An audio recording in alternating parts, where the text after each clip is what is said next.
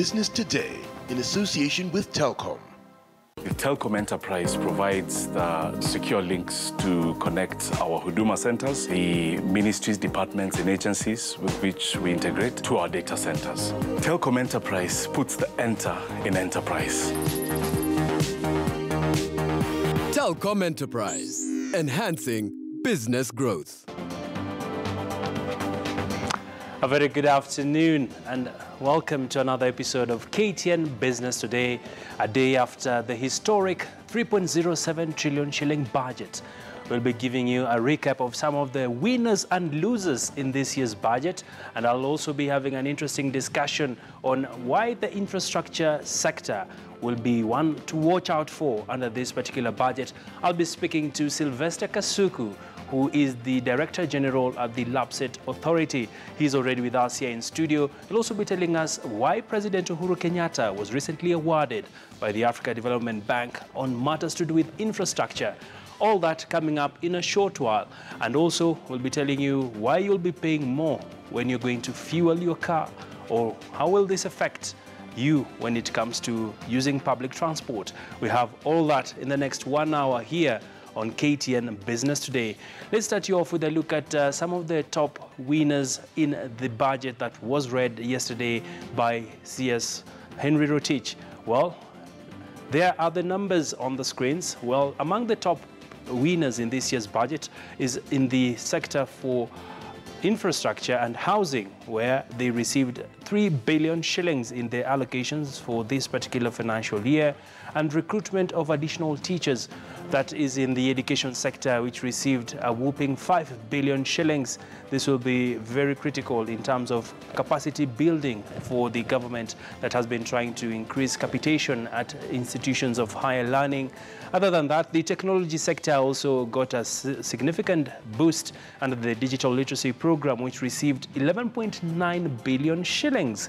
And this will be going towards a number of initiatives, such as the laptop program for the schools, as well as the program that covers the presidential digital talent, where a lot more is expected when it comes to creating opportunities for young people to get internships under the ICT sector. Well, a big surprise was in the banking sector, where CS Henry Rotich actually made a proposal to repeal the law that is capping interest rates.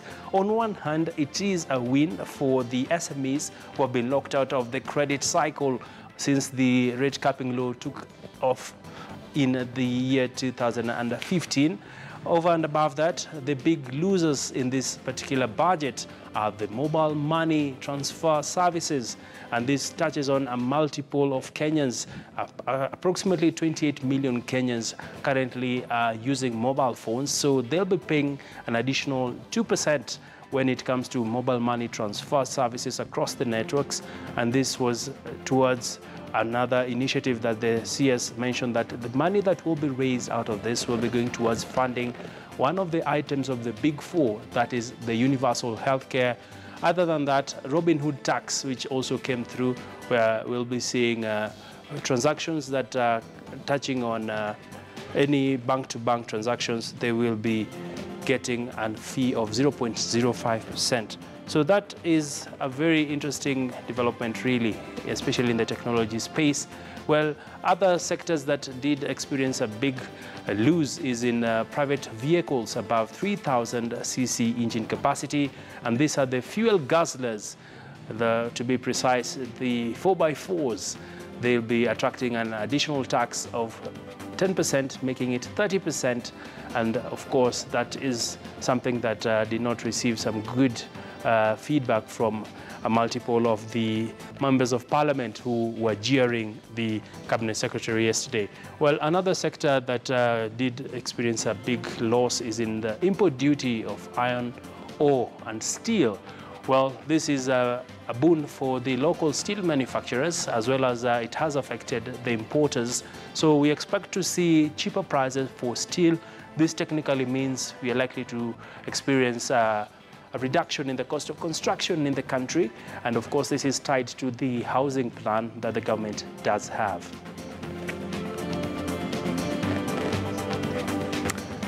Well, those are some of the key highlights of the budget that we picked up for you, just to keep you on the know, so that you can be able to see how has this budget affected you and what will be your recourse as we move forward.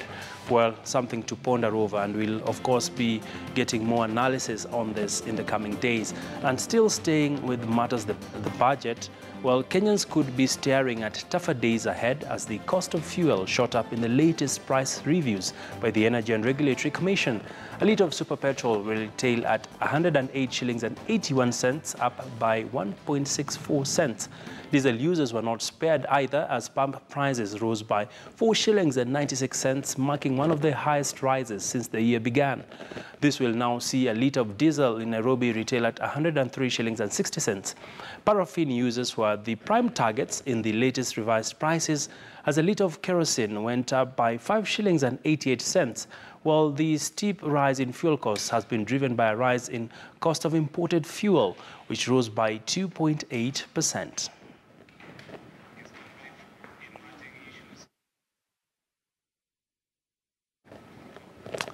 Well, indeed, a tough month ahead after the rise in fuel prices. Well, staying on with the budget, let's take a look at the 2018-2019 budget, which has come with a set of surprises as Treasury Cabinet Secretary Henry Rotich ensured he intelligently balanced various priorities in Kenya's 3.07 trillion shilling budget, the largest in the country's history since independence. This year's budget sought to go easy on the common man, but opted to raid the middle class's wallets. Well, I was able to crunch some numbers for you, and let's take a listen in on that.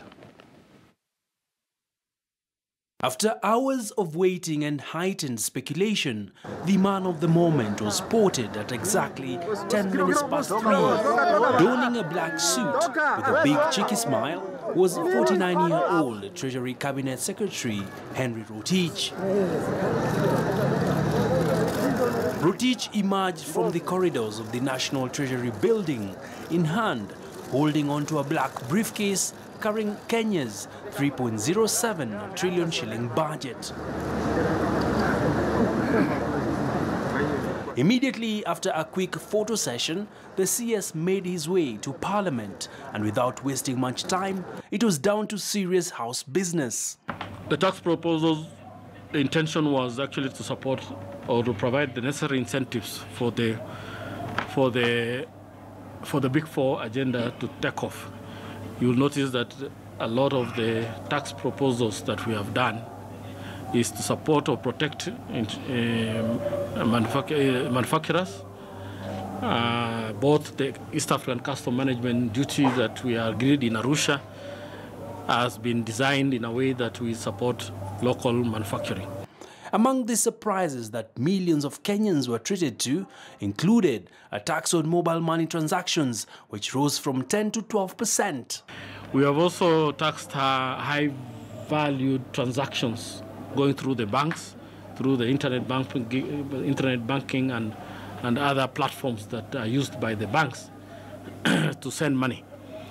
The idea there, and what is called a Robin Hood tax, that is the tax that we will ring-fence to finance universal health care. We have also raised the excise tax on M-Pesa from 10 to 12%. In his bag of surprises, Rotich caught many Kenyans unawares as he announced a proposal to repeal the low capping interest rates at 14%, citing that the government will be setting up the Biashara Kenya Fund, which will be merging the Youth Fund, Women Enterprise Fund, to create a special purpose vehicle to offer funds for various groups. Given the challenges that we have seen with the interest rate caps, we have reviewed that and dropped that amendments that was done 2 years ago, because we have seen the challenges that have happened. In return, we have put together a package of interventions. National Credit Insurance Scheme, we have also introduced the Kenya Development Bank, we have merged the Biashara Fund, and many other proposals that we have brought forward to you, so that we can actually access credit much cheaper. 2 billion shillings, the CS proposed to increase taxes on kerosene to deter fuel adulteration and promote the use of cooking gas. Car importers were not spared either in Rotich's budget.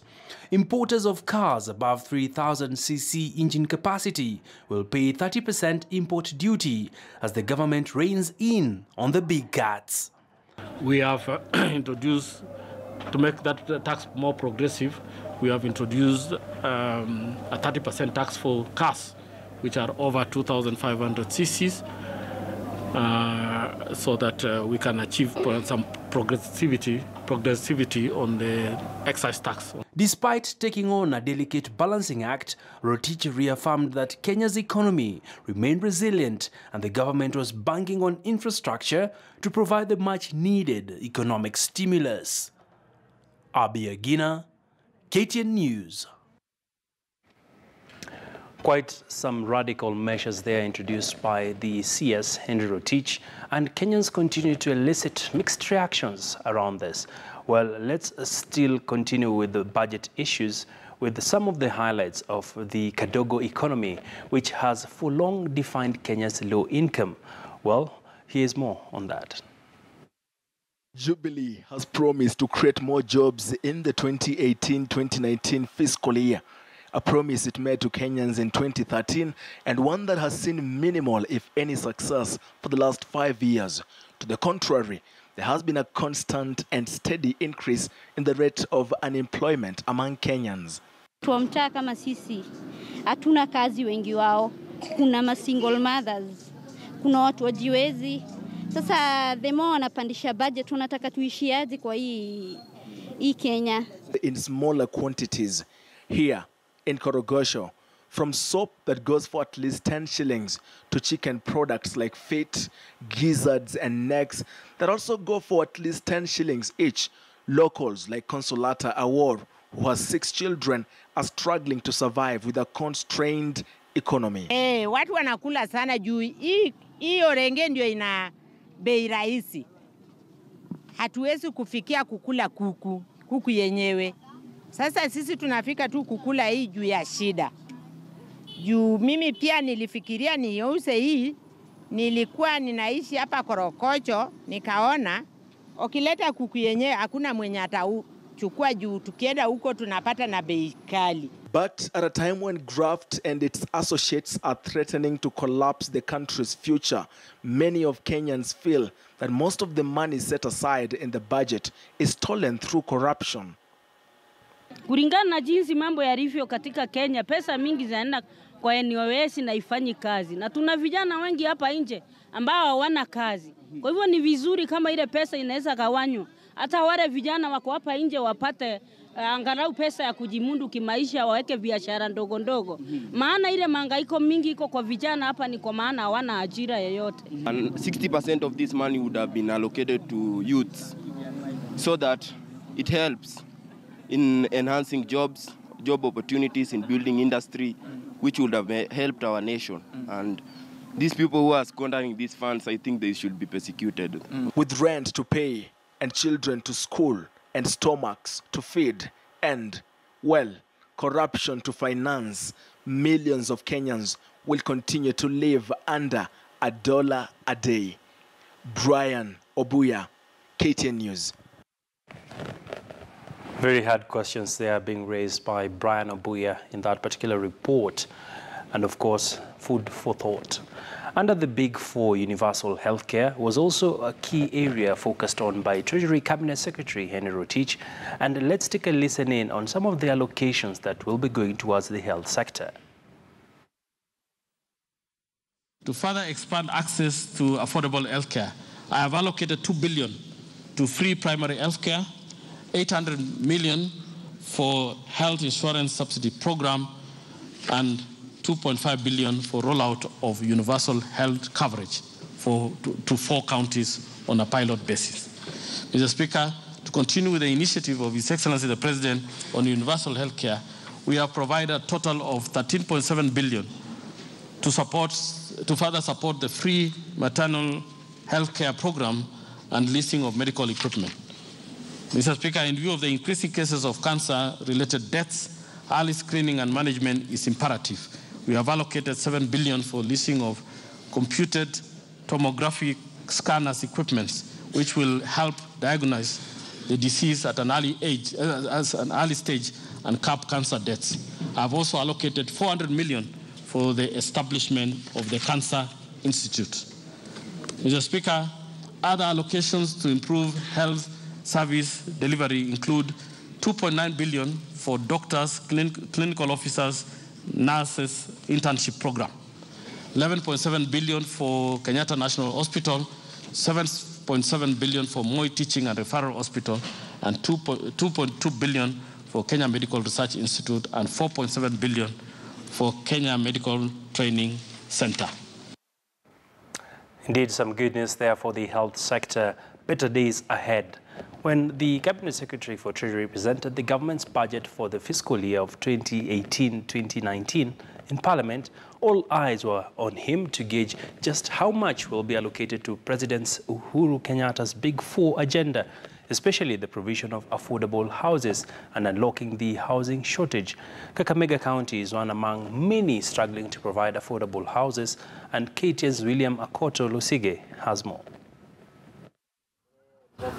They sleep in these tiny old mud wall houses hoping for the next day's sunrise. This is the state of living standards for the wardens at Kakamega Prison. They live in mud-walled and mabati houses together with their families. When the kids are growing up, and with them you in one room, it's very demoralizing. Because the kids need a space to study, they need a space to put on the TV and chat with their fellow kids, and you cannot do it.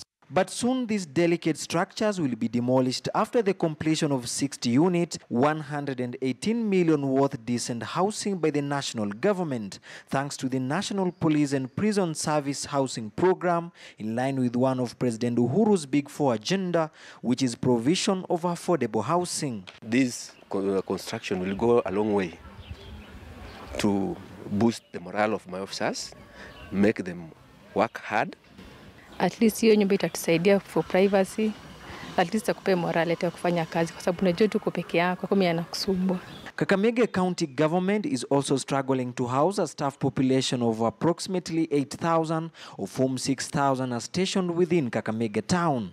16,000 students from Masinde Muliro University, most of them forced to rent houses as far as 15 kilometers from town. The entire county houses that people, decent houses that people can rent and live decently are not there. On an average, a person transferred to Kakamega will spend 2 months searching for a house to rent. All these challenges have put Governor Wycliffe Ambetsa Oparanya under immense pressure to find a lasting solution.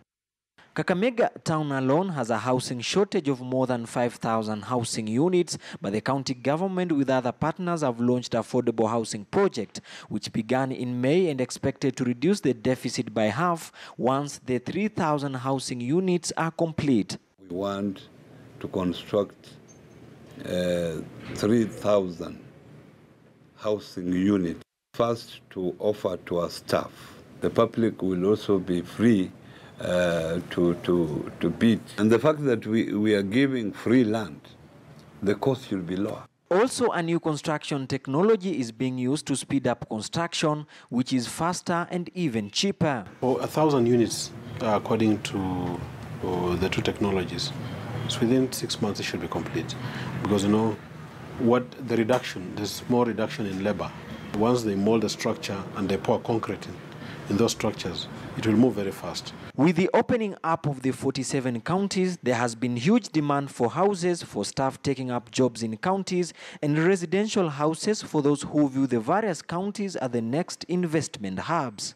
With the Kenyan housing industry facing a shortfall of more than 200,000 units per year, there is need to implement use of modern technology, which is cheaper, affordable, and even faster. Willie Lusige reporting for KTN News, Kakamega Prison in Kakamega County. Well, a lot to ponder over, especially when it comes to the housing sector, and how will this be implemented? Looking at currently, Nairobi alone has an annual demand for accommodation of about 200,000 units. And of course, looking at statistics from the United Nations, half of Africa's population will be living in urban cities by the year 2050. A lot that is required in terms of putting up very affordable housing. And let's now shift gears a bit and talk about infrastructure in a broader sense. And it was one of the sectors that received among the lion's share in this year's budget. And I want to bring in the CEO of the LAPSSET Authority, and that is Sylvester Kasuku, who is now joining us here in studio. Quite an honor to have you. Thank you very much, Jan. Welcome to KTN. And let's just pick your views on the budget. Of course, if you were to remove your hat as a CEO, tell us your view as a Kenyan. What do you make of this budget?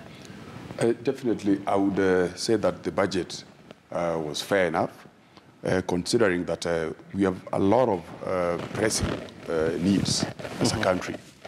And we know that the population is fast growing. The youth are fast becoming, more jobless. And we need to fix this, as already indicated by His Excellency the President in his commitment under the Big Four agenda priority. And as such, it is time we realize that we need to tighten our belts. Budgets are never issues of comfort. Because you are trying to meet targets, you are trying to meet demands of society, which are quite varied, but we know that resources are never enough. So it is a fair budget, I believe. Fair budget. Of course, you also run the risk of not sounding politically correct. But Sylvester, let's take this conversation forward. Right now, we are seeing the infrastructure sector has received close to 200 billion shillings. And many are still trying to get the finer details on how will this money be allocated in different sectors. Give us perhaps a sneak peek into what to expect in the infrastructure front. Thank you very much. Of course, that is about 6.5% of the entire budget. Yes. And I would say that this is impressive, considering that there are many other pressing needs within the economy. And infrastructure, dealing with the issues of roads and the like, will take about close to 110 billion. And you have close to 95 billion for the transport side of it. And I believe this is going to go a long way to push the agenda of implementing a number of the key infrastructure projects. For example, the SGR, the LAPSSET corridor. You are aware that Lamu Port construction is currently ongoing and is at a 48% completion rate. We have a number of low-volume roads that are meant to facilitate agricultural production in our rural areas and to spur agro-processing and industrialization. And you are aware that where we are today, we are at what we are calling the global fourth industrial revolution, in which technology is the key driver and infrastructure is a critical ingredient, without which we might miss out as Africa. So what we are doing as the government of Kenya is to make sure that we lay a firm foundation for the fourth industrial revolution, and pushing with that is to ensure that the ingredients of the Big Four agenda are indeed putting us in the right place to achieve that. All right. And still tied to this, Kasuku, perhaps looking at, for instance, the LAPSSET project, people are saying it has not had the desired impact it should when it comes to creating jobs, opening up the area for more business, and just paint for us a picture of what is happening on the ground right now. Right. Currently, construction for Lamu Port is ongoing for the first 3 terminals, that is. And you are, as I've already said, it is already at 48% completion rate, and we expect to complete all the 3 terminals by the year 2020.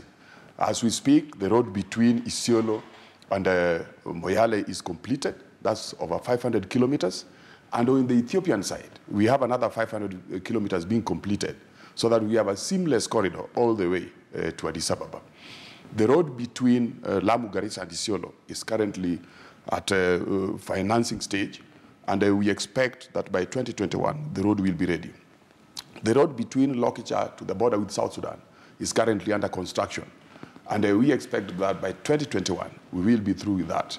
As we speak, front-end engineering design for the crude oil pipeline from Lokicha oil fields to Lamu Port is currently ongoing, and we expect this to be completed, plus investment decision making to be done by the end of first quarter of next year, that's April. And we expect that construction of this pipeline should be completed by 2021. So you can see that the government has its hands full, actually, in terms of pushing the implementation of the LAPSSET agenda. And I would say that there are already impressive impacts. If you go to the construction sites, you'll find Kenyan youths strongly engaged in construction activities in terms of employment. You realize that a number of other private sector-driven investments are also creating jobs within the LAPSSET corridor area. And we are aware that the LAPSSET corridor area covers about close to 70% of Kenya's land space. That is opening up another 200% more space for economic activities, for investments, for revenue generation, and to push the industrialization agenda. All right. So we are actually at a very transformative, stage within the country and the continent. All right. And Kenya is taking a lead in infrastructure development.